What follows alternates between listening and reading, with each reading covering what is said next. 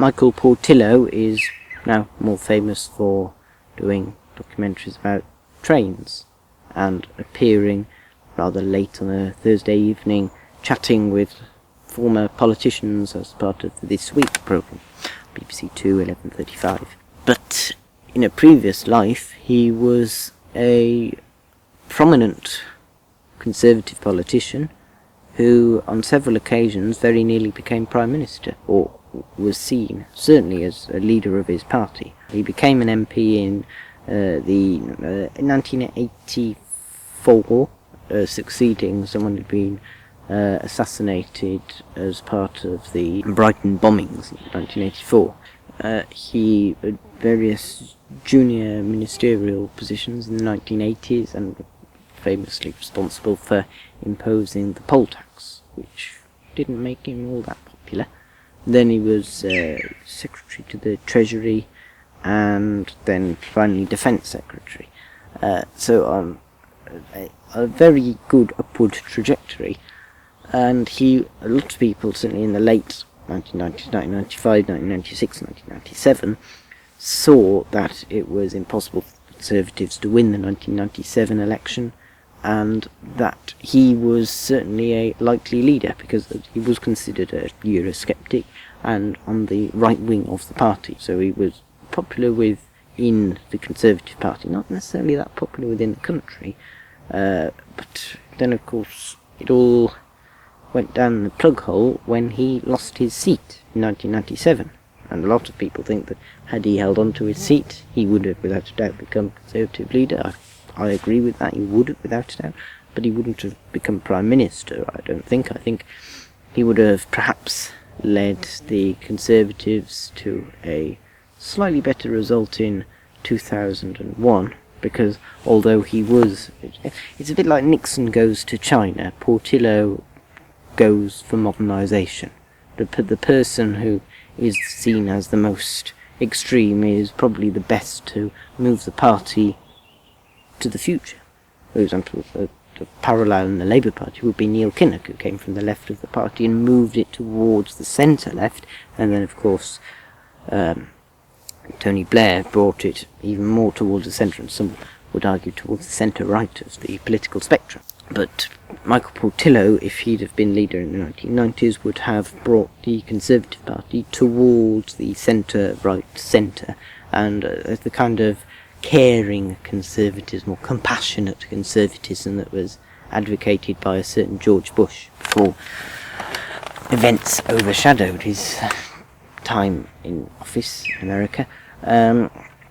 So the Conservatives would never have won the 2001 election. Anybody who says that they could have is, without a doubt, crazy. They could never have won that election. It's a bit like saying Labour could have won the 1983 election.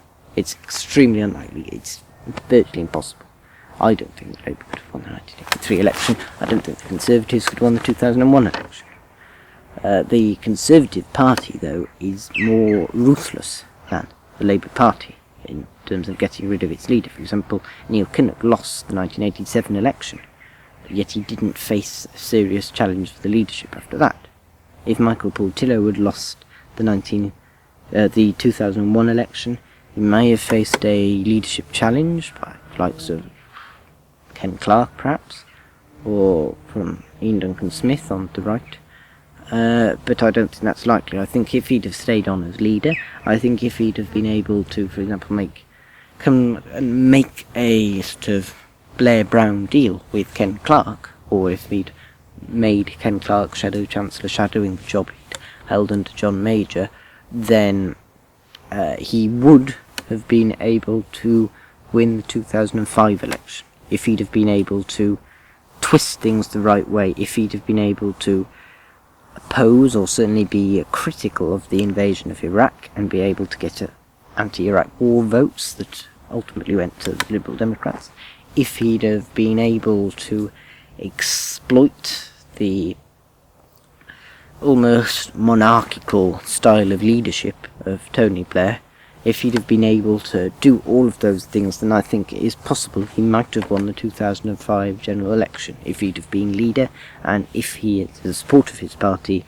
and if he was able to carefully lay things out, perhaps even on some issues, attacking Tony Blair from the left, on identity cards, although they weren't introduced in 2005, or other issues. He might have won in 2005. The main, in the general scope of things, not focusing on Michael Portillo, I think losing the 2005 election was the best thing to happen for the Conservative Party, or for any political party, because the 2005-2010 Parliament was a horrible Parliament. The financial crisis and the subsequent beginning of austerity would have been terrible and made re-election of any government that was in power then impossible. So if Michael Portillo won the 2005 election, he would have lost the 2010 election. And you would have seen a Miliband, perhaps, or maybe Gordon Brown become Prime Minister again. Or perhaps it might have been a coalition, but on the different side, with Lib Dems and Labour coming in, which would have been interesting indeed. But if Michael Portillo hadn't have lost his seat in 1997, if he'd have been able to advocate the same things he did when he was in opposition in the 1990s and 2000s, then he could have won the 2005 election, and he could have stayed in office for 5 years. Anything longer than that is completely fictional. He couldn't have stayed in office any more than 5 years if he'd have been elected then.